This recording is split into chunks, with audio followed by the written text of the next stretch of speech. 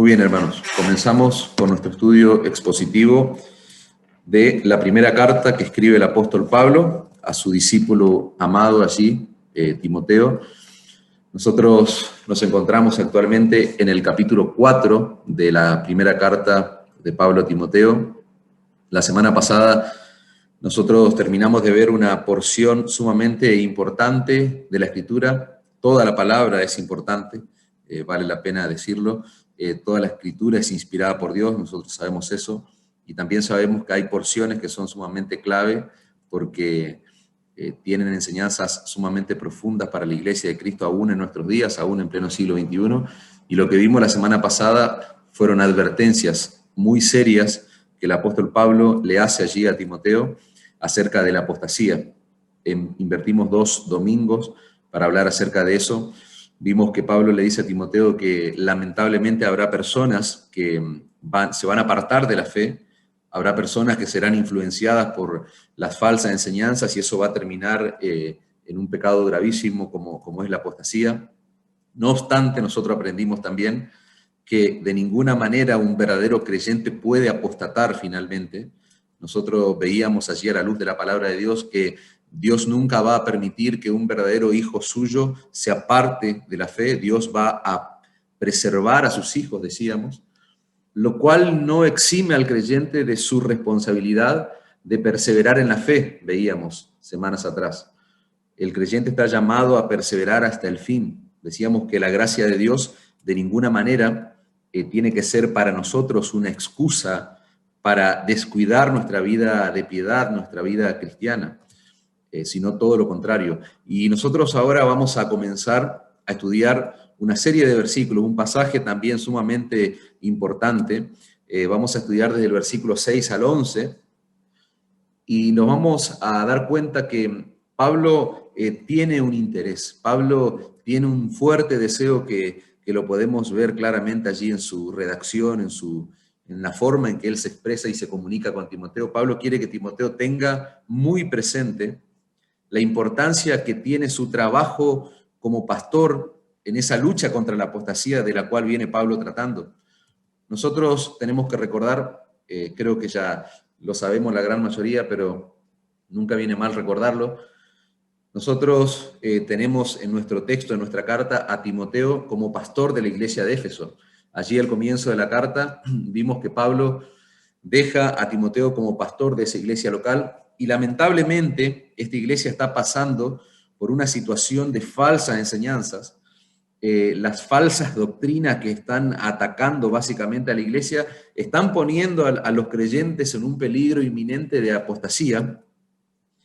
Hay maestros, hay predicadores en esa iglesia local que se apartaron de la enseñanza de la palabra de Dios, decíamos estas últimas semanas, y eso está generando en la iglesia de Éfeso serios problemas, no solamente a nivel pastoral, sino también a nivel congregación. La vida de esos creyentes está viéndose seriamente afectada y como dice Pablo allí, le advierte a Timoteo que va a haber apostasía en los postreros tiempos. Y es en ese contexto que Pablo le escribe esto que hoy vamos a leer, donde una vez más Pablo va a enfatizar la importancia del ministerio pastoral en la iglesia y el impacto que eso tiene en el desarrollo de la vida piadosa de los miembros de la iglesia. Yo lo quiero repetir esto porque ese es el énfasis básicamente de todo el pasaje que nosotros vamos a estudiar. Pablo, repito, una vez más va a enfatizar a Timoteo la importancia del ministerio pastoral. Él ya lo hizo anteriormente en las porciones que hemos estudiado, pero ahora lo va a hacer nuevamente, va a enfatizarle a Timoteo que su trabajo, su responsabilidad es sumamente importante en la iglesia local, porque eso tiene un impacto crucial en la vida piadosa que esos creyentes van a desarrollar. Dice un autor, el ministerio pastoral de una iglesia tiene una fuerte influencia en cómo los miembros de esa iglesia desarrollan su vida cristiana. Y en pocas palabras, eso es el tema central de la porción que nosotros vamos a estudiar. En nuestro pasaje vamos a ver que Pablo le está mostrando a Timoteo y también a los creyentes de Éfeso, porque no es solamente una carta que va especialmente destinada a él, porque esto no se iba a leer en privacidad, sino que iba a ser leída públicamente, toda la congregación local se iba a enterar de lo que Pablo le escribió a Timoteo. Y en nuestro pasaje, Pablo le muestra a él y a los creyentes de Éfeso cuál es la responsabilidad que debe tener el pastor de una iglesia local y cuál es la responsabilidad que también deben tener los miembros de esa iglesia local para no caer precisamente en ese grave estado o en ese grave pecado, podríamos decir, que es la apostasía. Cuando una iglesia, hermanos, conoce la responsabilidad que tienen sus pastores, cuando una iglesia tiene una base escritural y entiende bíblicamente cuál es el trabajo que deben realizar los pastores, esa iglesia puede evaluar a la luz de la Escritura lo que Dios exige de esos hombres, lo que Dios exige de sus pastores. Y por otro lado, cuando una iglesia conoce la responsabilidad de sus pastores, no cae en ese error o en ese pecado, podríamos decir, de desestimar o desmerecer la importancia del trabajo pastoral. Y Pablo sabía muy bien, Pablo conocía muy bien esto último. ¿Por qué? Porque él había padecido esto con los corintios. Nosotros ya hemos dicho muchas veces que la iglesia de Corintios fue una iglesia donde tristemente el apóstol Pablo fue desmerecido como ministro del Evangelio. Y él trata este tema en sus cartas, allí en su primera carta y en su segunda carta. Pero básicamente ese es el enfoque que Pablo le está dando a Timoteo en esta porción de texto. Había que trabajar seriamente en esos principios, por eso que Pablo hace tanto énfasis en el texto. Y vamos a leer, yo le pido que me acompañen a leer a partir del versículo 6. Dice 1 Timoteo 4, versículo 6, si esto enseñas a los hermanos, fíjense que hay una conexión con lo que él viene hablando. Dijimos que Pablo está advirtiendo acerca de la apostasía y ahora va a decir, si esto enseñas, serás un buen ministro de Jesucristo, nutrido con las palabras de la fe y de la buena doctrina que has seguido. Desecha las fábulas profanas y de viejas, ejercítate para la piedad, porque el ejercicio corporal para poco es provechoso, pero la piedad para todo aprovecha, pues tiene promesa de esta vida presente y de la venidera. Palabra fiel es esta y digna de ser recibida por todo.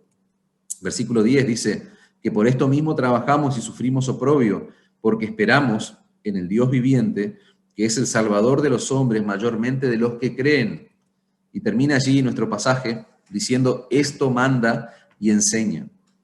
Fíjense que Pablo se está concentrando en su texto y le está mostrando básicamente a Timoteo cuál es la responsabilidad que debe tener él como pastor de esa iglesia local en la cual él quedó como encargado. Dijimos al principio de esta carta que él tenía un trabajo serio, un trabajo determinante, tenía que acabar y terminar con las falsas enseñanzas, los falsos maestros que estaban prácticamente destruyendo la iglesia. Y hoy yo quisiera que nos concentremos en el verso 6 de nuestro pasaje. No vamos a poder abarcar todo el contenido porque es preciso que nos concentremos en ese versículo para entender de manera clara y profunda cuál es la responsabilidad que tiene un pastor de una iglesia local. Dice el versículo 6, si esto enseñas a los hermanos, serás un buen ministro de Jesucristo. Y si ustedes prestan atención, en el versículo 11, Pablo resalta nuevamente esto, dice, esto manda y enseña. Así termina nuestra porción de texto. Fíjense cómo Pablo claramente le está mostrando a Timoteo que como pastor él tiene una responsabilidad muy seria. Él debe advertir a la iglesia de Éfeso contra el error, él debe trabajar seriamente en advertir a la iglesia en contra de la apostasía, porque no se fue la línea de pensamiento de lo que venimos estudiando. Pablo sigue conectado con la porción de texto anterior. Esa instrucción de Pablo que dice, si esto enseñas a los hermanos, serás un buen ministro de Jesucristo, se encuentra en el contexto de la advertencia que él le hizo antes en contra de la apostasía, en el versículo 1 al 5 del capítulo 4. Esa palabra enseñanza que aparece en el versículo 6, esto es importante que ustedes puedan tomar nota allí, porque esa palabra enseñanza que aparece en el verso 6 no es la misma palabra griega que aparece en el versículo 11, por ejemplo. Son dos palabras diferentes en el idioma original que al español básicamente se han traducido parecido, se han traducido igual, pero la palabra del versículo 11 significa literalmente enseñanza. En cambio, la palabra del verso 6, que es el pasaje en el cual estamos concentrados nosotros ahora, es una palabra, la palabra original es más bien una palabra compuesta, según lo que dicen algunos estudiosos del idioma original, y significa más que enseñanza, va más allá de enseñar algo, sino que da la idea de colocar algo debajo de otra cosa. Esa palabra griega, esa palabra compuesta, que en el verso 6 se traduce, si esto enseñas a los hermanos, da la idea de poner algo debajo de otra cosa. Esa es un poco la idea para que todos entendamos lo que está diciendo Pablo. Cuando Pablo le dice, si esto enseñas a los hermanos, lo que él está diciendo básicamente es que Timoteo debe colocar un fundamento sólido, un fundamento firme bajo los pies de los hermanos de Éfeso. Y ese fundamento no es ni más ni menos que la advertencia del error. Eso es lo que él debe enseñar. Si esto enseñas, él está conectando esa instrucción, ese mandato, con lo que viene diciéndole anteriormente, la advertencia de la apostasía. Ese es el fundamento que él debe colocar allí en la iglesia de Éfeso. Va a haber apostasía. En los posteriores tiempos el Espíritu dice claramente que habrá, que algunos se van a apartar de la fe, le viene diciendo anteriormente. Timoteo tenía que advertir a la iglesia del grave peligro que significa apartarse de la fe. Eso es lo que tiene que poner Timoteo como base, como fundamento de la iglesia, para que esos creyentes puedan construir sobre esa base, sobre ese fundamento, ellos puedan desarrollar su vida de piedad, porque decíamos que la apostasía lo que intenta o lo que ataca es el misterio de la piedad, es el glorioso mensaje del Evangelio, que no solamente produce piedad, sino que promueve la piedad en la iglesia, decíamos. No solamente trae salvación, sino que Pablo eligió las palabras precisas, porque él habla de piedad, podía haber dicho el misterio de nuestra fe, sin embargo, nosotros ya vimos, él usa la piedad. Y ese fundamento, esa advertencia que Pablo tiene que traer a la iglesia, que Timoteo, perdón, tiene que traer a la iglesia, es lo que va a fomentar la piedad de los creyentes, lo que se estaba perdiendo básicamente en esa iglesia.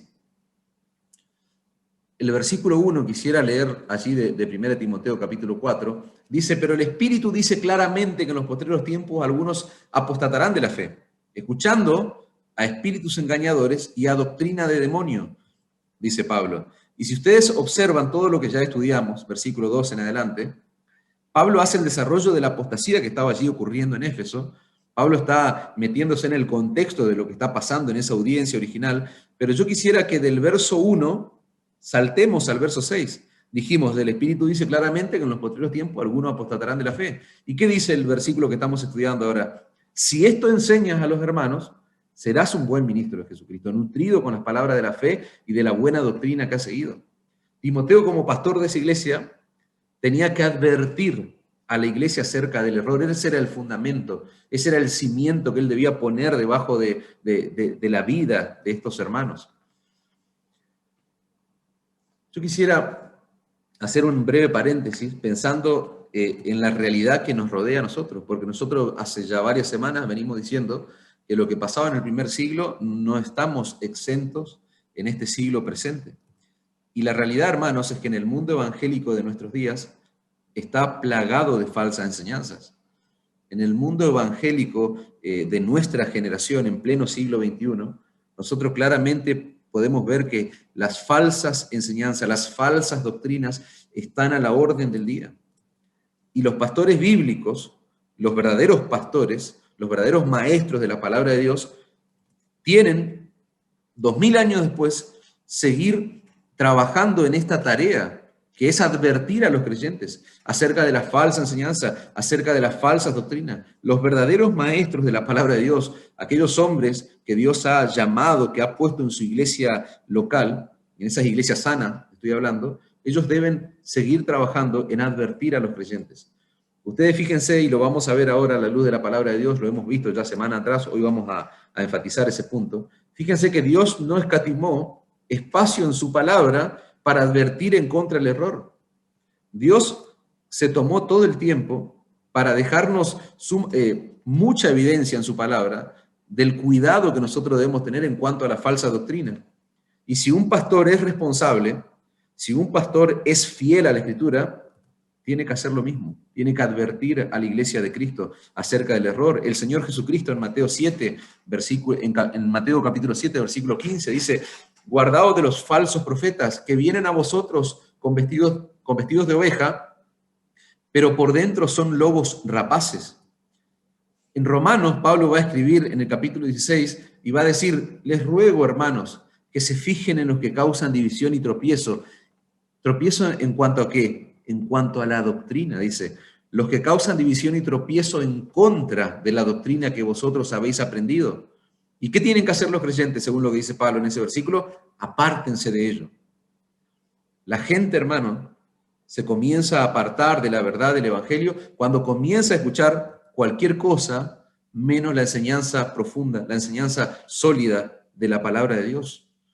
Y el mandato que los verdaderos creyentes, los genuinos creyentes tienen de parte de Dios, por lo que estamos viendo en su palabra, es apartarse de aquellos que no brindan una enseñanza sana, una enseñanza saludable para el pueblo de Dios.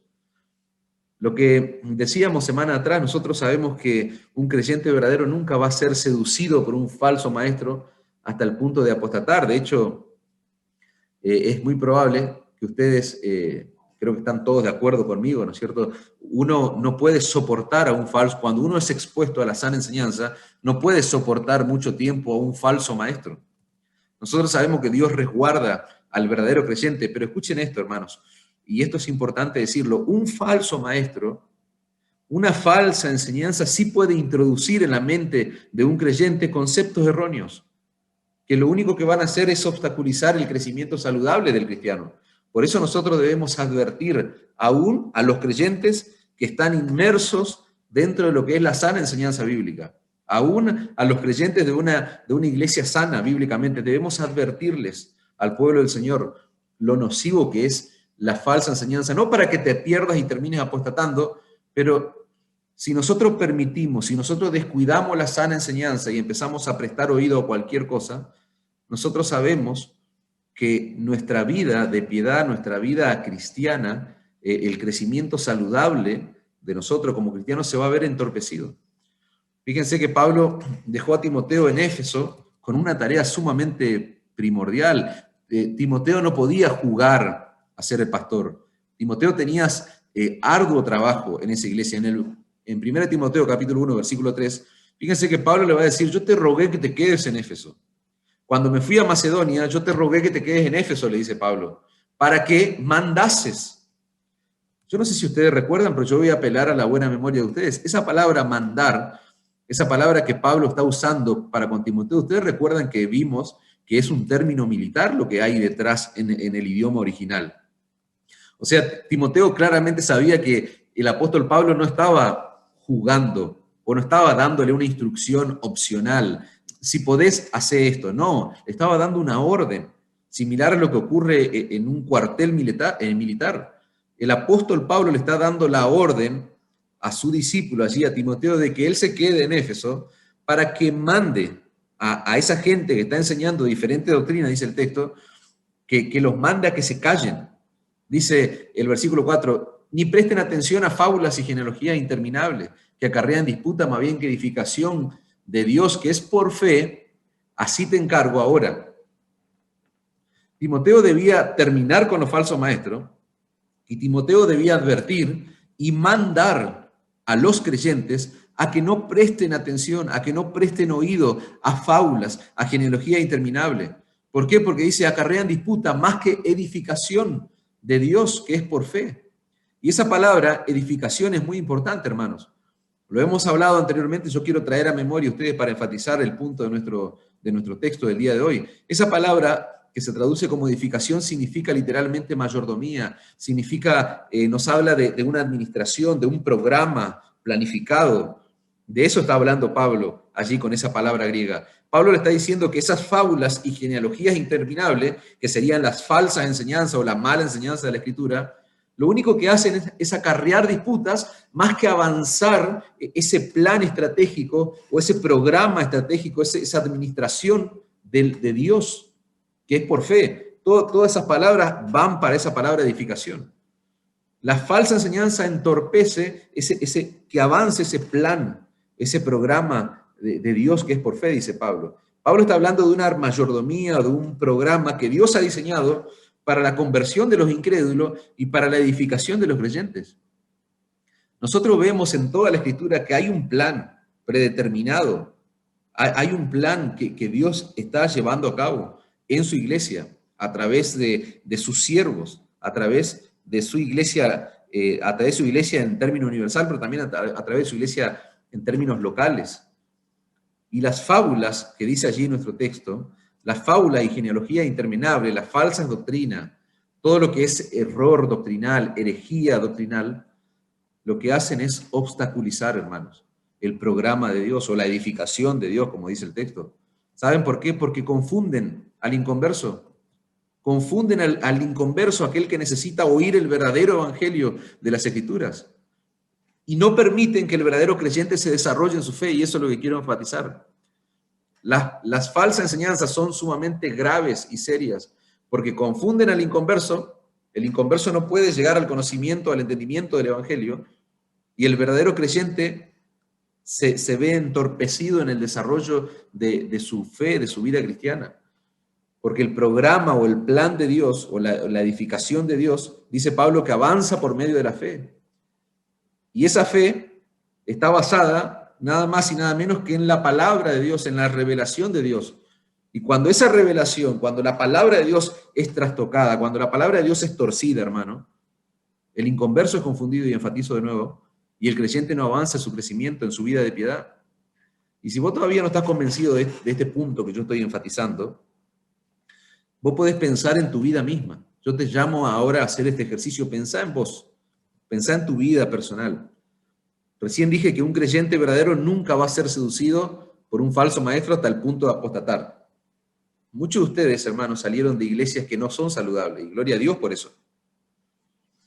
Pero el creyente verdadero, y esta es la incógnita que a veces tenemos, de hecho yo la tenía, la tuve, la tengo todavía, pero el creyente verdadero que por alguna razón, yo no sé cuál es la razón, pero creo que Dios tiene pueblo suyo en algunos otros lados, como ha pasado con muchos de nosotros.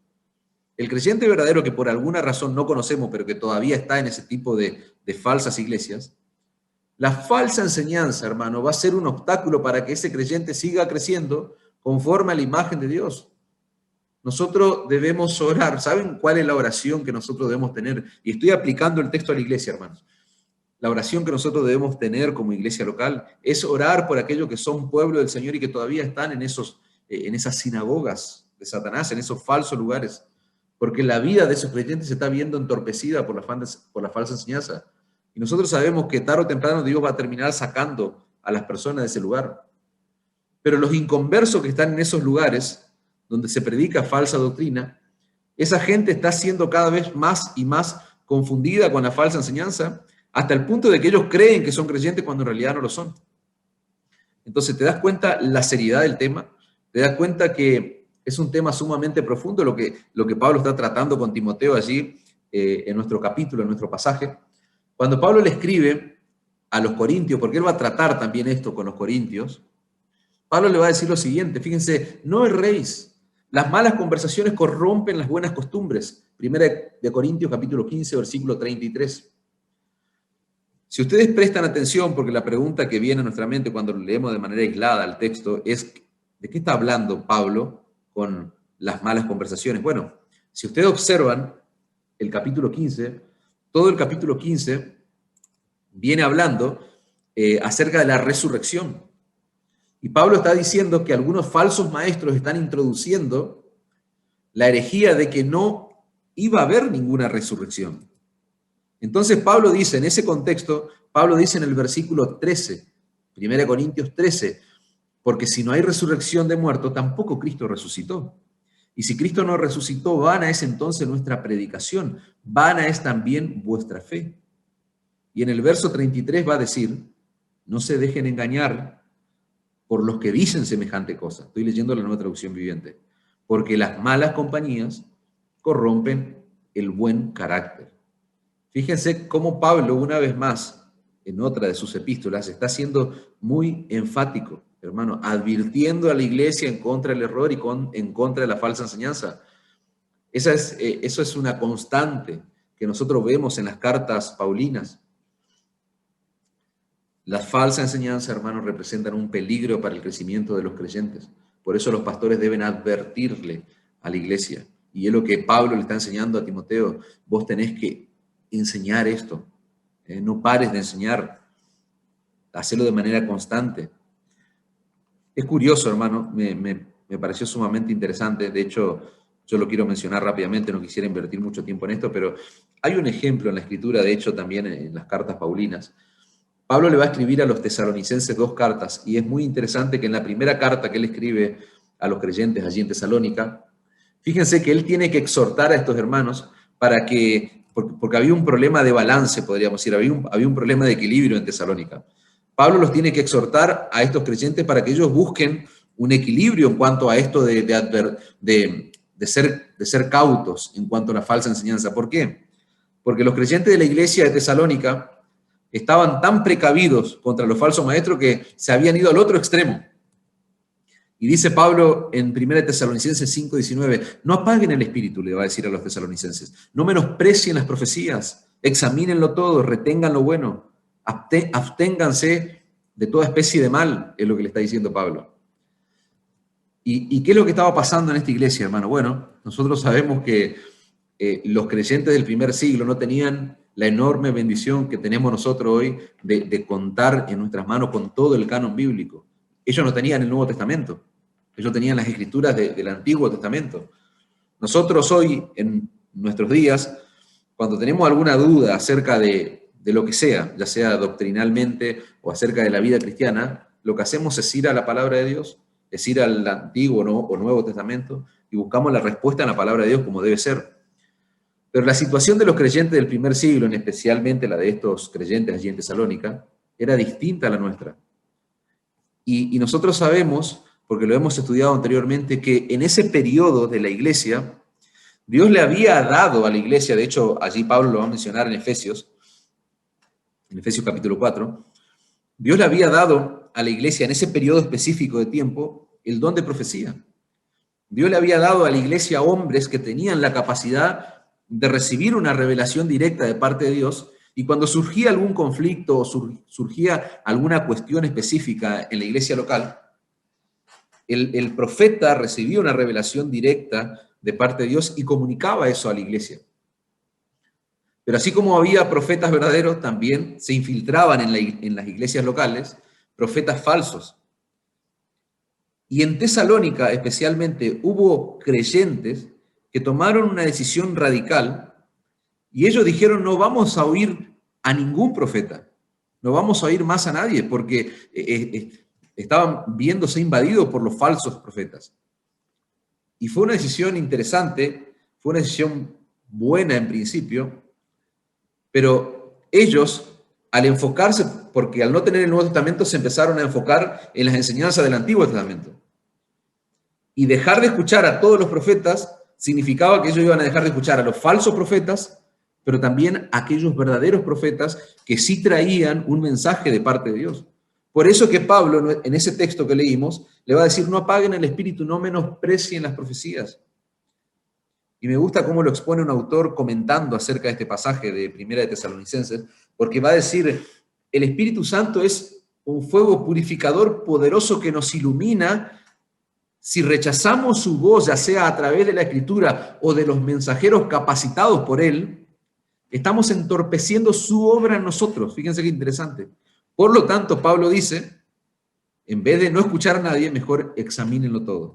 Ese es el ejemplo que nosotros encontramos en el Nuevo Testamento acerca de estos hermanos que tal vez se fueron al otro extremo y Pablo tiene que traerlos al equilibrio, al verdadero balance que nosotros necesitamos en la vida cristiana, examinarlo todo. Nosotros estamos llamados a examinar todo, hermano. Y tenemos el potencial para hacerlo porque tenemos la palabra de Dios. El filtro que nosotros debemos usar para examinar cada enseñanza, aún la del pastor que le está hablando, es la misma palabra de Dios, hermanos. Y si nosotros volvemos a nuestro texto, vamos a ver que Pablo no solo le está mostrando a Timoteo que él como pastor debe advertir a la iglesia en contra del error, sino que él también le está enseñando que un pastor enseña la verdad de Dios a los creyentes. No solo advierte, sino también enseña la verdad de Dios. Y acá viene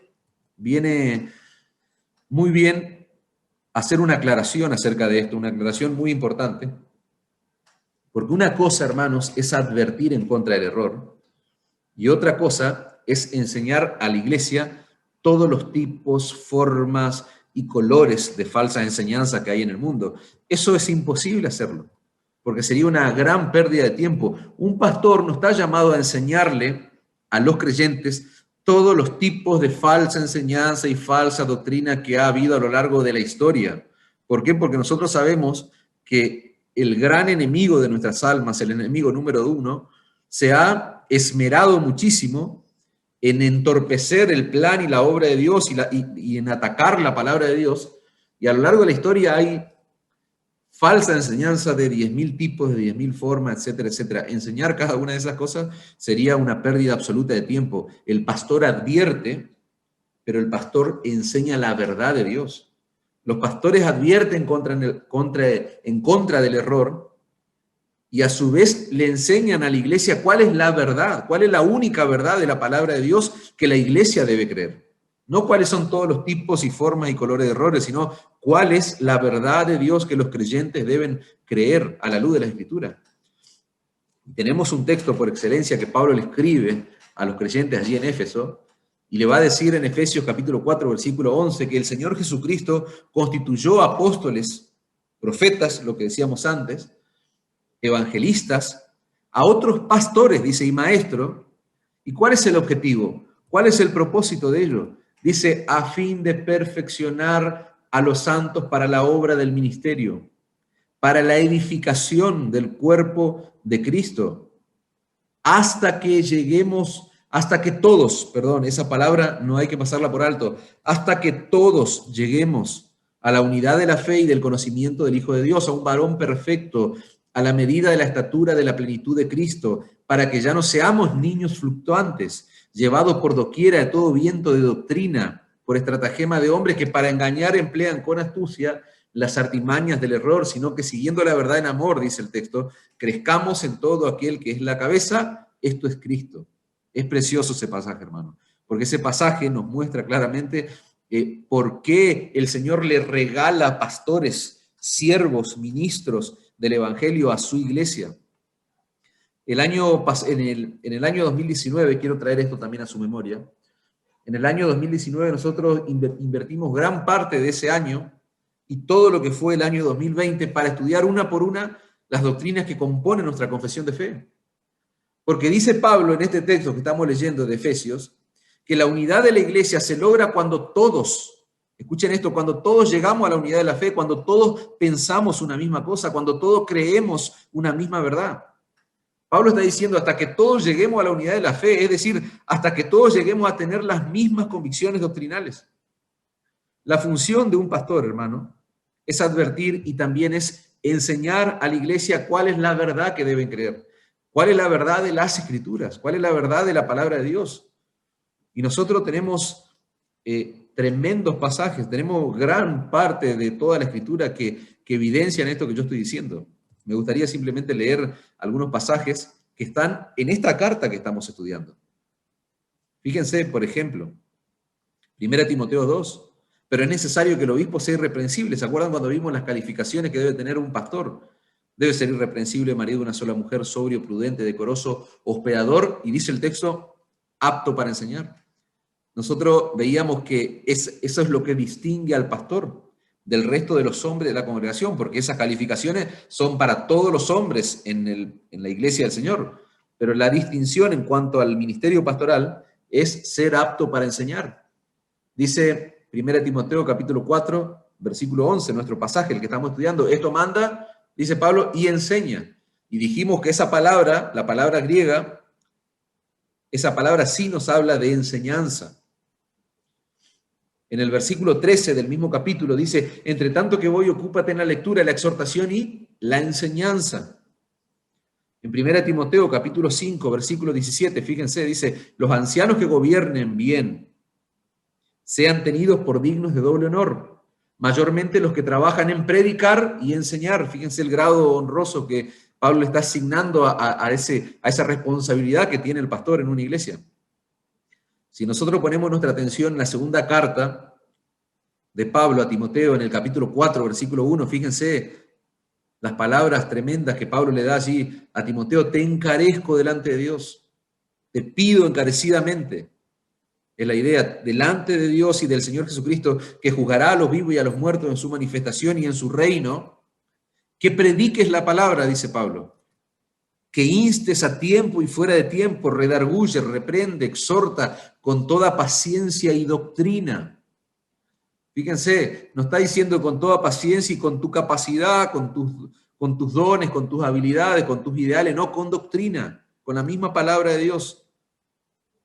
Predicá, exhortá, con paciencia y con la palabra de Dios. Dice, cuando Pablo le escribe la otra carta pastoral a Tito, en el capítulo 1, versículo 1, dice: Pablo, siervo de Dios y apóstol de Jesucristo, conforme a la fe de los escogidos y el conocimiento de la verdad, que es según la piedad.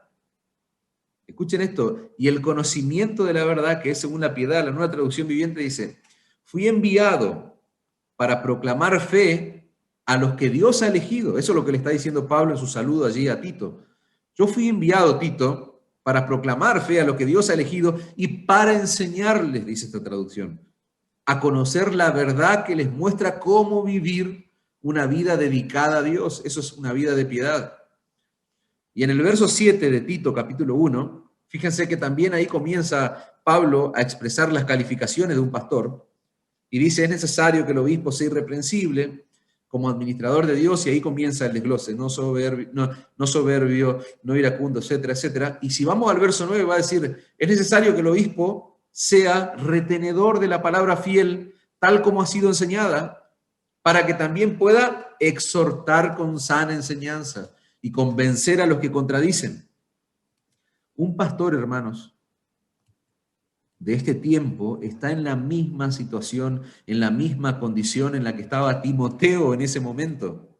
Un pastor no puede darse el lujo de no enseñar de manera clara y profunda la palabra de Dios a la iglesia, porque estaría yendo en contra de lo que Dios manda en su palabra, hermanos. La palabra de Dios tiene que ser enseñada con todo el peso y la autoridad que Dios le ha dado a los pastores bíblicos, a los pastores llamados por el Señor. Por eso en el versículo 11 de nuestro texto, Pablo dice: esto manda y enseña. Esto manda y enseña. Ese pequeño pasaje, hermano, ese pequeño texto que encontramos allí en nuestra porción, tiene dos mandatos, dos imperativos en tiempo presente. Pablo le está diciendo: esto manda y enseña continuamente a la iglesia. Cuando nosotros lo leemos hoy, ese mandato, esos imperativos son para nosotros también en nuestros días. Timoteo estaba siendo enseñado por Pablo, estaba siendo instruido, estaba siendo entrenado, estaba siendo mandado. Dijimos siempre que es como una cuestión jerárquica. Pablo, apóstol, le está dando una orden que Timoteo debía cumplir. Timoteo está siendo enseñado por Pablo y a su vez él debía transmitir continuamente de manera clara a la iglesia lo que él había aprendido. Pablo, como apóstol de Jesucristo, le estaba concediendo una autoridad pastoral a Timoteo para que él lleve a cabo su ministerio de manera seria, de manera diligente, y que le enseñe a los hermanos lo mismo que él aprendió, lo mismo que él recibió.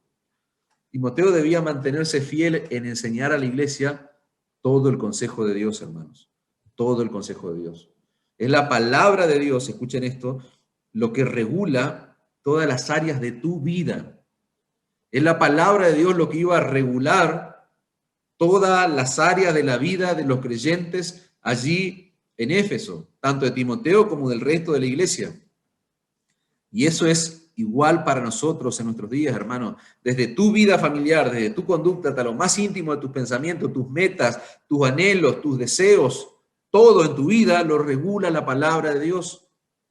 Entonces, ¿te das cuenta? Un pastor puede darse el lujo, o la tragedia más que el lujo, de no enseñar todo el consejo de la palabra de Dios. Claramente que no. No sería un pastor de Dios, no sería un pastor de Cristo. La gran responsabilidad pastoral, hermano, del primer siglo, la gran responsabilidad pastoral de Timoteo y de este siglo y de los que vendrán, siempre será mantenerse firme, hermano, enseñando las verdades de la palabra de Dios. Esa es la gran responsabilidad en todas las eras de la iglesia para los pastores que el Señor ha llamado. Nosotros vivimos en una época individualista, hermanos, donde cada cual tiene derecho, pareciera ser, que cada cual tiene derecho a tener sus propias opiniones en todos los ámbitos, en todas las cosas que tienen que ver con su vida. Pero hay que recordar, hermanos, nosotros tenemos que recordar, y tenemos que recordarle a los pastores, a la iglesia, a los creyentes, tenemos que recordarle una y otra vez que hay mandatos, hay mandamientos sobre nuestras conciencias que nos atan y nos obligan a vivir en todo tiempo, en todo momento, en cada área de nuestra vida, de acuerdo a los principios que nosotros encontramos en las Escrituras, de acuerdo a los principios que nosotros encontramos en el Evangelio de Cristo. Esa palabra mandamiento que aparece en el verso 11 de nuestro pasaje, esto manda y enseña, esa palabra, dijimos, es la misma palabra que aparece allí en el versículo 4 del capítulo 1 de la carta. Es un término militar, decíamos. Y cuando decimos un término militar, siempre es bueno aclarar que no estamos hablando que la iglesia es un regimiento, porque muchos que escuchan esto nos pueden tildar de legalistas, y nosotros sabemos que estamos lejos de ser legalistas. Al menos el plan del Señor no es ese, claramente para su iglesia. Pero no podemos dejar de decir que la palabra que está allí es un término, en el idioma original es un término militar, y la idea detrás de esa palabra es que, como ocurre en un cuartel militar que se rige por órdenes superiores, un soldado no puede hacer en una milicia lo que a él se le canta o lo que él quiere hacer. No, él tiene un general, un comandante, no conozco las jerarquías que hay, pero hay órdenes superiores a las cuales él debe someterse. Lo mismo ocurre con los creyentes, hermano. La vida de los cristianos se rige por órdenes precisas, órdenes puntuales que Dios ha dado en su palabra y que regulan todos los aspectos y todas las áreas de la vida de un creyente. La Escritura dice en el Salmo 19:7, la ley de Jehová es perfecta. Escuchá bien, la ley de Jehová es perfecta, convierte el alma. El testimonio de Jehová es fiel, que hace sabio al sencillo. Aquellos que son simples, dice, se hacen sabios. Aquellos que tal vez no son tan iluminados de acuerdo al estándar que impone este mundo, dice la palabra de Dios que su ley es tan perfecta, no solo convierte el alma, sino que hace sabio al hombre, al simple. Los mandamientos de Jehová son rectos, alegran el corazón, dice el Salmo. El precepto de Jehová es puro, alumbra los ojos, y así podríamos seguir, hermano. Todo el Salmo 19 y el Salmo 119 también. Un verdadero creyente, hermano, un verdadero cristiano, vive una vida, y voy a decir una mala palabra según los tiempos que estamos viviendo, pero es así, un verdadero creyente vive una vida sometida a la palabra de Dios. Un cristiano no vive una vida sometida a sus propias ideas o a sus propios pensamientos, salvo que esas ideas y esos pensamientos estén saturados de la palabra de Dios. Pero repito el principio, un verdadero creyente vive una vida sometida a la palabra de Dios, no a lo que este sistema le impone. Y esa expresión, una vida sometida, suena muy fuerte en nuestros días, en la sociedad empoderada en la que nosotros vivimos, donde todo gira en torno al yo, donde todo gira en torno a lo que me dicta el corazón. Yo debo hacer lo que mi corazón me late, me dicta, podríamos decir. Yo debo hacer lo que me haga bien, lo que me traiga placer, felicidad, etc. Pero toda esa filosofía, como aprendíamos semana atrás, son doctrina de demonios. Toda esa filosofía es engañosa. Un creyente no vive de acuerdo a ese tipo de filosofía. El genuino creyente, hermano, el genuino cristiano, sujeta cada área de su vida a la palabra de Dios. Decía Martín Lutero, mi conciencia está cautiva, está prisionera de la palabra de Dios.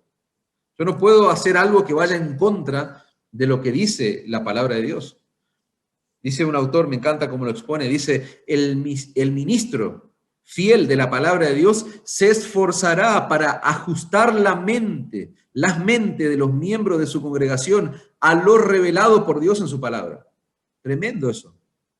Lo que deben hacer los ministros fieles de la palabra de Dios es esforzarse de tal manera que la mente de sus miembros, la mente de sus ovejas, la mente de su congregación, esté sometida a lo que Dios reveló en su palabra, hermano. Ese es el trabajo que hacen los pastores bíblicos, los pastores del Señor. Ese es el trabajo que tenía que hacer Timoteo para que la iglesia no esté no se vea invadida por todas esas doctrinas falsas que estaban emergiendo allí en la iglesia local. Solo en esta carta, hermano, en 1 Timoteo, nosotros podemos ver todo lo que abarcan esas regulaciones que decíamos antes que Dios tiene en su palabra para nuestras vidas. Y esas son las cosas que un ministro del Señor, un ministro fiel del Evangelio debe enseñar con toda autoridad. 1 Timoteo capítulo 1, versículo 3, voy a enfatizar de nuevo.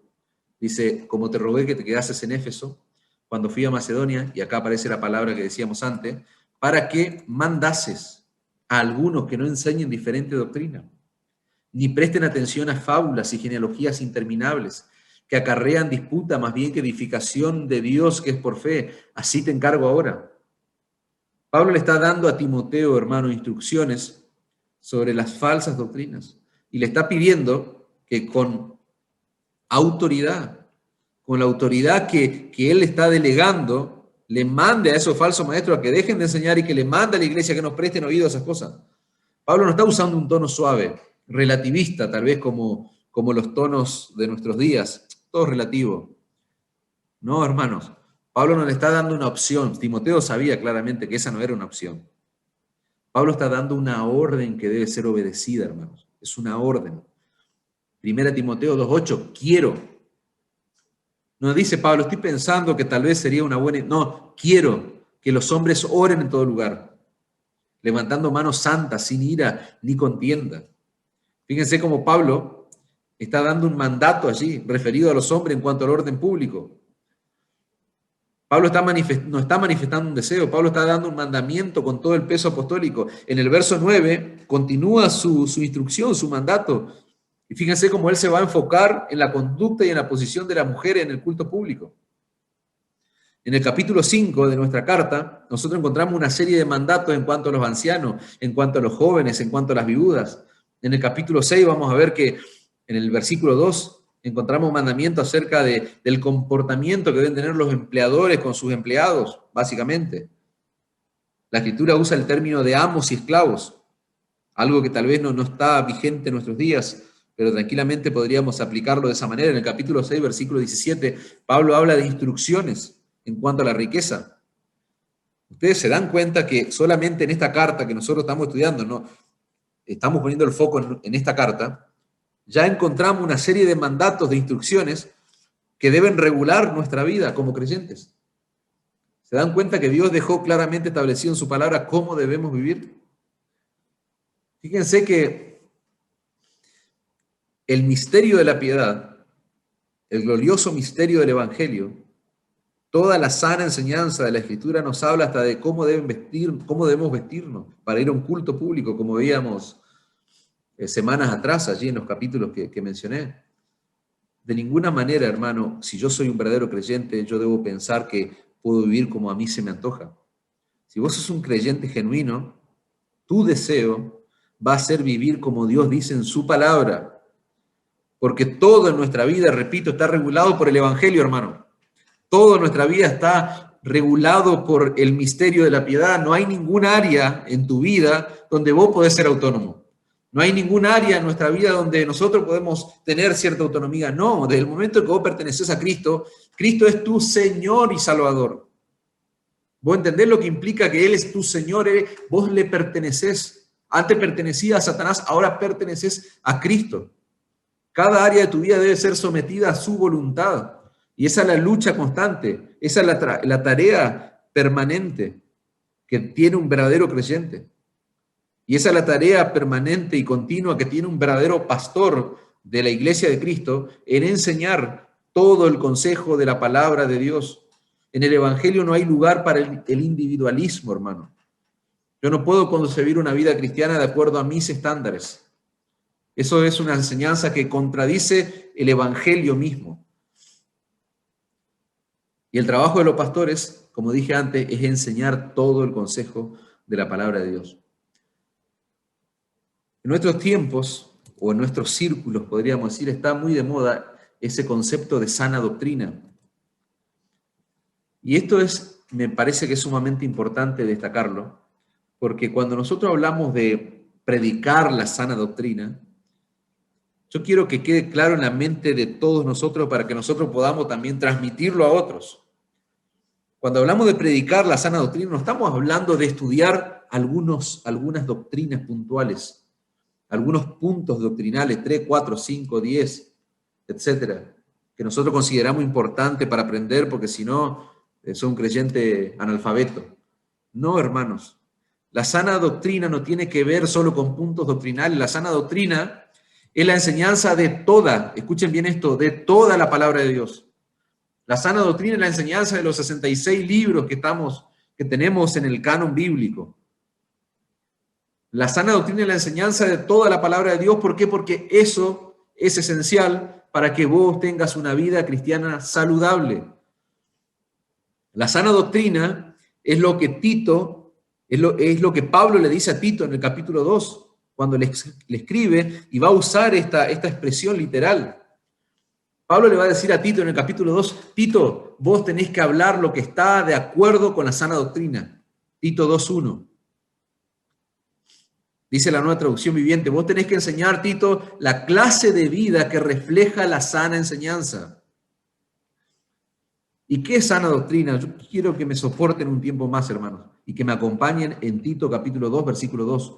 Por favor, vayamos todo ese pasaje. ¿Qué es la sana doctrina? Bueno, vamos a ver lo que Pablo dice que es la sana doctrina. Que los ancianos sean sobrios, versículo 2, serios, prudentes, sanos en la fe, en el amor, en la paciencia. Las ancianas asimismo sean reverentes en su porte, no calumniadoras, no esclavas del vino, maestras del bien, que enseñen a las mujeres jóvenes a amar a sus maridos y a sus hijos, a ser prudentes, castas, cuidadosas de su casa, buenas, sujetas a sus maridos, para que la palabra de Dios no sea blasfemada. Exhorta asimismo a los jóvenes a que sean prudentes, presentándote tú en todo como ejemplo de buenas obras, en la enseñanza mostrando integridad, seriedad, palabra sana y irreprochable, de modo que el adversario se avergüence, dice Pablo, y no tenga nada malo que decir de vosotros. Versículo 9, exhorta a los siervos a que se sujeten a sus amos, que agraden en todo, que no sean respondones, no defraudando, sino mostrándose fieles en todo, para que en todo adornen la doctrina de Dios nuestro Salvador, porque la gracia de Dios se ha manifestado para salvación a todos los hombres, enseñándonos que renunciando a la impiedad y a los deseos mundanos, vivamos en este siglo sobria, justa y piadosamente, aguardando la esperanza bienaventurada y la manifestación gloriosa de nuestro gran Dios y Salvador Jesucristo, quien se dio a sí mismo por nosotros para redimirnos de toda iniquidad y purificar para sí un pueblo propio, celoso de buenas obras. Esto habla y exhorta y reprende con toda autoridad, Tito. Nadie te menosprecie, le está diciendo Pablo.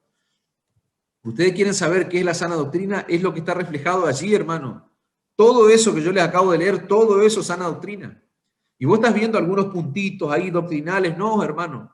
La sana doctrina es una enseñanza que atraviesa toda tu vida, con el Evangelio y con todo el consejo de la palabra de Dios. La sana doctrina es una enseñanza que lleva al creyente a vivir una vida centrada en el Evangelio, una vida sometida a los preceptos que están claramente establecidos en la palabra de Dios y que están claramente especificados de cómo debo vivir yo como creyente. Yo debo andar de acuerdo a la vocación a la que fui llamado, dice Pablo a los Efesios. ¿Y saben por qué se llama sana doctrina? Porque de ella depende la salud de nuestras almas. Por eso los pastores deben enseñar la sana doctrina que está allí expresada en la palabra de Dios, no en sus mentes, no en sus corazones, no en los libros de mercadotecnia que hay en el Evangelio. No, tenemos que enseñar la palabra de Dios. Un pastor debe ser maestro de la palabra de Dios. ¿Por qué? Porque la salud del alma de los creyentes está en juego, hermanos. Esa palabra hablar que aparece allí en el verso 1 de Tito, capítulo 2, no se refiere a la enseñanza formal desde el púlpito necesariamente. Esa palabra está haciendo referencia a conversaciones informales. Si ustedes miran el contexto, va a ver que Pablo está hablando más que una enseñanza formal desde el púlpito, está hablando de una enseñanza informal. En eso consiste la sana doctrina. Lo que nosotros hablamos en una forma particular o informal cuando estamos con nuestros hermanos, cuando cuando estamos en nuestras casas, cuando estamos en la iglesia, cuando estamos en cualquier lugar. Lo que Pablo está diciendo a Tito es que él debía estar preocupado hasta en sus conversaciones informales, esa es la idea, para instruir a sus ovejas, para instruir a las personas que Dios había puesto bajo su cuidado. Me encanta como lo expone un autor, dice, un buen ministro de Jesucristo es un hombre que no desaprovecha ninguna oportunidad que Dios le da para instruir a las ovejas que están bajo su cuidado en todo el consejo de Dios. ¿Te das cuenta? Las implicancias de la sana doctrina atraviesa toda la vida del creyente, toda la vida del pastor mismo. Qué gran responsabilidad, hermanos. Yo no sé si ese es el peso que el Señor está poniendo en tu mente, en tu corazón, en tu vida, pero es el peso que está poniendo en mi mente, hermano. Qué gran responsabilidad que Dios puso sobre los pastores. Fíjense, hermanos, la solemnidad que Pablo usa. Fíjense la manera en que Pablo le exhorta a Timoteo cuando le escribe su segunda carta, en el capítulo 4, en el versículo 1, le va a decir, te encarezco delante de Dios y del Señor Jesucristo, que juzgará a los vivos y a los muertos, en su manifestación y en su reino. Escuchen, que prediques la palabra, que instes a tiempo, afuera de tiempo, redarguye, reprende, exhorta con toda paciencia y doctrina. Porque vendrá tiempo cuando no sufrirán la sana doctrina, sino que teniendo comezón de oír, se amontonarán maestros conforme a sus propias concupiscencias, y apartarán de la verdad el oído y se volverán a las fábulas. Esa es la advertencia que encontramos en la palabra de Dios, y es la advertencia que hoy tenemos que darle a los creyentes. Y es la responsabilidad que los pastores deben ser conscientes, deben saber que pesa sobre sus hombros. El predicar la palabra, instar, exhortar a tiempo, fuera de tiempo, corregir, reprender con paciencia y doctrina. Porque vendrá tiempo cuando no sufrirán la sana doctrina. Esos tiempos son estos tiempos. Lo fueron en el primer siglo, lo sigue siendo 20 siglos después. La palabra de Dios claramente, hermano, nos muestra que los pastores deben exhortar en todo tiempo. Y la idea es la misma que Dios pone allí en la mente de los judíos en Deuteronomio capítulo 6.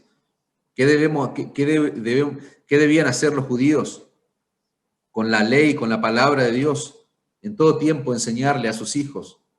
Dios determinó que la palabra de Dios sea transmitida de generación en generación. Ellos debían enseñar a sus hijos a la mañana, a la noche, al acostarse, al levantarse, en todos los tapiales, las paredes de tus casas, dice, escribe esto que te mando, que te enseño.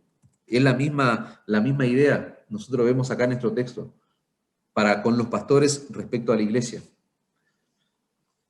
Timoteo tenía que ser consciente, hermano, de que un día él se presentaría delante de Cristo para rendir cuenta sobre la responsabilidad que Dios le había otorgado. Y esa es la conciencia que debe pesar en cada pastor, en cada hombre que Dios ha llamado al pastorado. 2 Corintios 5:10, un texto sumamente conocido por nosotros, dice, es necesario que todos nosotros comparezcamos ante el tribunal de Cristo, para que cada uno reciba según lo que haya hecho mientras estaba en el cuerpo, sea bueno o sea malo, conociendo pues el temor del Señor, persuadimos a los hombres, dice Pablo.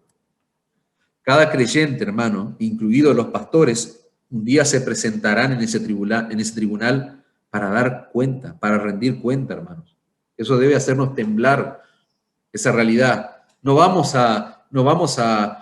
será un juicio, ya lo sabemos, de condenación, pero sí tendremos que rendir cuenta de la responsabilidad que se nos ha otorgado, seas un pastor o no. Y los pastores principalmente, hermanos, tendrán que rendir cuenta de cómo llevaron adelante su ministerio pastoral. Nosotros vivimos tiempos duros, hermanos, donde hablar estas cosas pueden sonar ridículas para algunos hombres que se jactan de enseñar y de predicar la palabra de Dios. Pero nosotros sabemos, hermanos, que hoy el mundo evangélico está lleno de entretenedores, no de maestros de la palabra de Dios. El mundo evangélico de nuestros días está lleno de hombres que están entreteniendo a la gente. Pero los pastores de Cristo no fueron llamados para entretener a la iglesia. Los pastores de Cristo fueron llamados para edificar a la iglesia, hermanos. Nosotros le ponemos a este tipo de reunión, que lamentablemente las tenemos hoy por Zoom, pero que el mandato bíblico y escritural es tener este tipo de reunión juntos, reunidos. Nosotros no tenemos que celebrar, hermanos, que por lo menos podemos estar reunidos por Zoom. No. Ahora está muy en boga una filosofía, un pensamiento que suena muy noble, como esa frase que Alejandro solía compartir acerca de la ira de Dios y decía que Dios ama al pecador, pero Dios no ama al pecado, no ama al pecador, pero aborrece el pecado, algo así. Suena muy noble, pero eso está lejos de lo que es la palabra de Dios. Y es increíble que hoy en nuestros días nosotros vemos que cierto grupo de creyentes, y estoy hablando de sana doctrina también, no hablo de lo peor del Evangelio, celebramos que la iglesia no se puede callar. Claramente la iglesia nadie la va a callar, hermano. La iglesia va a permanecer firme hasta que el Señor venga a buscar a su iglesia, eso está claro. Pero nosotros no tenemos que estar contentos porque nadie nos puede callar, no, porque los tiempos que estamos viviendo nos demuestran que a la iglesia le pueden prohibir juntarse, le pueden prohibir reunirse. Y nosotros sabemos que la palabra de Dios dice que nosotros debemos estar juntos, debemos estar reunidos. ¿Por qué? Porque es ahí cuando estamos juntos que suceden cosas sumamente gloriosas. La palabra de Dios es expuesta con fidelidad. Los creyentes son edificados, hermano. Nosotros le ponemos a ese tipo de reunión que compartimos juntos servicio de oración. Llamale servicio de oración, llamale culto de oración, pero no lo hacemos para entretener a los creyentes, sino que lo hacemos para rendir una verdadera adoración centrada en el Evangelio. Nosotros nos reunimos para adorar a Dios, para exaltar a Cristo por su obra en la cruz en favor de pecadores miserables como nosotros. Nosotros estamos llamados como iglesia, hermano, a estar juntos, unidos, de manera presencial, de manera personal, para darle toda la gloria que merece el nombre de Dios. Cuando los pastores, hermanos, son consumidos por esa responsabilidad, ¿saben lo que ocurre? La iglesia es edificada, los creyentes son edificados. Cuando Dios recibe gloria, yo soy edificado, yo como creyente. Los pastores no estamos llamados a entretener, hermano, ya sea virtualmente o presencialmente a la gente.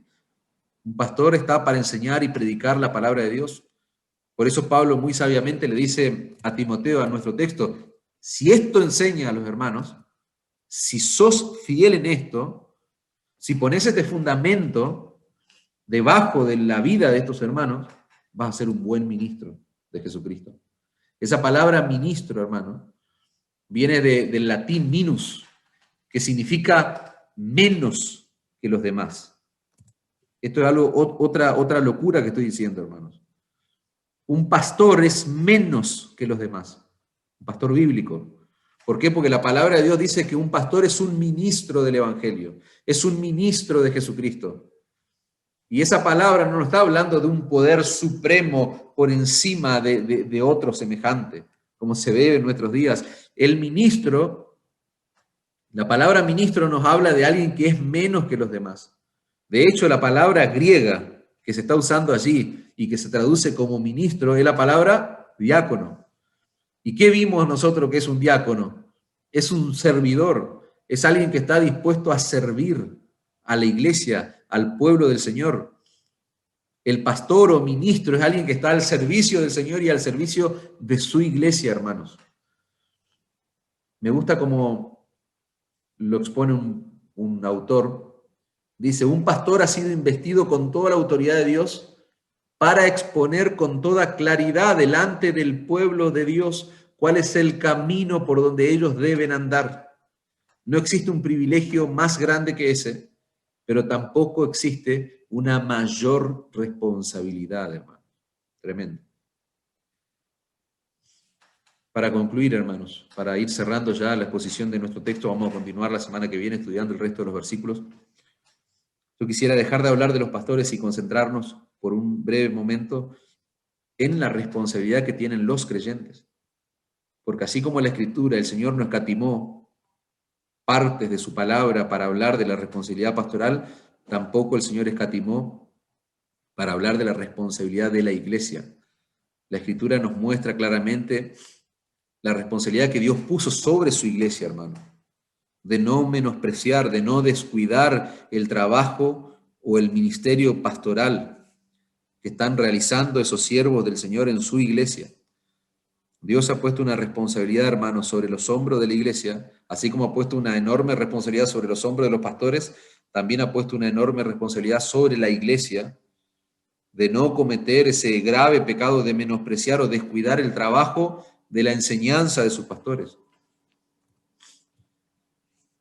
Otra consideración importante para cerrar: Dios ha puesto sobre los hombros de la iglesia la responsabilidad de sostener en oración, hermanos, el ministerio de esos hombres, entendiendo la importancia que ese ministerio tiene para la vida piadosa y saludable de todos los creyentes de la iglesia. Es lo que decíamos hoy, ese es el énfasis. Pablo quiere que Timoteo entienda la importancia del ministerio pastoral en la iglesia, pero que también que él entienda el impacto que eso va a tener en la vida de los creyentes de la iglesia. Y nosotros como creyentes, hablo de los creyentes de la iglesia, de los miembros de la iglesia local, ustedes tienen una responsabilidad, hermano, de orar, de mantener en oración el ministerio pastoral de aquellos hombres que Dios puso en la congregación. ¿Por qué? Porque eso va a afectar, hermano, la vida piadosa tuya, eso va a afectar el crecimiento tuyo, el desarrollo tuyo, que sea un desarrollo saludable. Nosotros tenemos que venir, hermano, otra aplicación para la iglesia, nosotros tenemos que venir preparados, lamentablemente, a esta reunión por Zoom, pero principalmente cuando estamos juntos, cuando estamos reunidos como iglesia, tenemos que ir preparados para escuchar la predicación, la exposición de la palabra de Dios. Nosotros no vamos a un lugar insignificante, nosotros sabemos lo que es la iglesia, es la casa de Dios, la iglesia del Dios viviente, dice.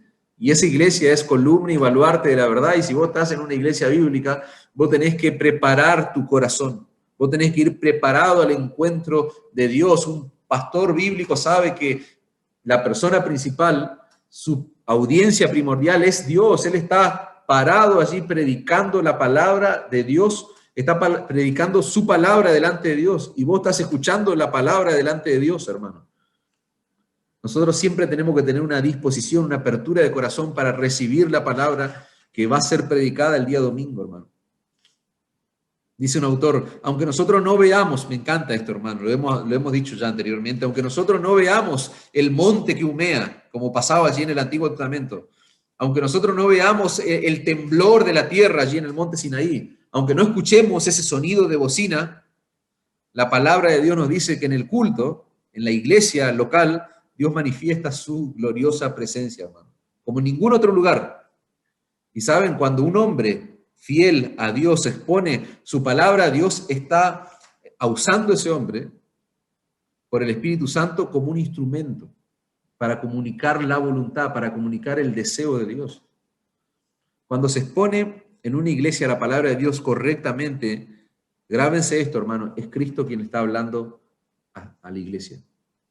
Cuando se expone la palabra de Dios bíblicamente, es el Señor Jesucristo el que le está hablando a la iglesia. Y esto no es una inspiración divina desde el púlpito, ni mucho menos, no. Sino que cuando se está exponiendo la palabra de Dios, el Señor le está hablando a los creyentes. Es el Señor el que habla. Pablo le va a escribir, por ejemplo, ya para cerrar, le va a escribir su carta allí a los Efesios, y nosotros sabemos que la iglesia de Éfeso fue levantada posterior a la ascensión de Cristo. El Señor asciende a los cielos y comienza allí en el día de Pentecostés, ese glorioso día donde se instaura la era de la iglesia, y allí comienza la expansión del Evangelio. Años después se planta allí la iglesia local en Éfeso. ¿Por qué aclaro esto? Le aclaro esto por lo que Pablo va a decir en el texto. Pablo va a decir, Efesios 2:17, y vino, y está hablando de Cristo, está diciendo que Cristo vino y anunció las buenas nuevas de paz a vosotros los que estáis lejos y a los que están cerca. La traducción viviente dice, Cristo vino y anunció las buenas noticias de paz a todos, tanto ustedes que no son judíos y estaban lejos de Dios, como a los que son judíos y estaban cerca de Él. Y me encanta porque un autor plantea esta pregunta, ¿cuándo Cristo fue a Éfeso para predicar las buenas nuevas de salvación en forma personal? Nunca. El Señor Jesucristo nunca fue a Éfeso para predicar el Evangelio, sino que Él predicó el Evangelio a los que habían de ser salvos allí en Éfeso, ¿A través de quién? A través de los hombres que él había levantado como siervos suyos para llevar el glorioso mensaje del Evangelio. Cristo habló a través de los apóstoles, Cristo habló a través de cada uno de esos siervos que él levantó providencialmente para expandir su reino. Dice un autor, fíjense, me encanta cómo lo expone este hombre, un autor puritano del siglo XVII, dice, vemos que Cristo está y tiene parte en la predicación, aun cuando son hombres que predican, porque este oficio de el oficio de Cristo, nuestro gran profeta, no solo en su propia persona, mostrándonos la voluntad del Padre, sino también haciéndose presente y enseñando internamente en el corazón con la palabra, la cual es escuchada externamente por los oídos de los hombres. Y da un ejemplo. El pastor predica al oído, pero Cristo predica al corazón de los hombres. ¡Wow! Tremendo, hermanos. Si ustedes leen acerca de lo que fue el movimiento puritano, es tremendo porque en la historia de la iglesia, muchos de los puritanos, no todos, pero la gran mayoría, ellos se presentaban pura y exclusivamente como predicadores de Cristo, aún por encima de todos los títulos de grado y académico que ellos tenían. Y hay uno, que yo le invito a que lo puedan buscar, hay muchas obras de este hombre en internet, Thomas Brooks, un predicador puritano del siglo XVII. Este hombre, si ustedes buscan allí y se descargan algunos libros que están publicados en internet, Thomas Brooks, van a ver que este hombre nunca puso un título académico después de su nombre, porque para él ya era demasiado poner en sus libros Thomas Brooks, predicador del Evangelio de Jesucristo. Y según lo que cuenta este hombre en sus obras, no había nada más honroso que eso, que ser un predicador del Evangelio de Cristo. Es tremendo, hermano, la responsabilidad que el Señor ha puesto sobre sus pastores y sobre su iglesia. Que este texto que estamos estudiando y que comenzamos hoy, porque vamos a seguir estudiando la semana que viene, realmente nos desafíe, hermanos, nos desafíe a permanecer firme en esas responsabilidades, en esas labores que el Señor ha delegado a su iglesia.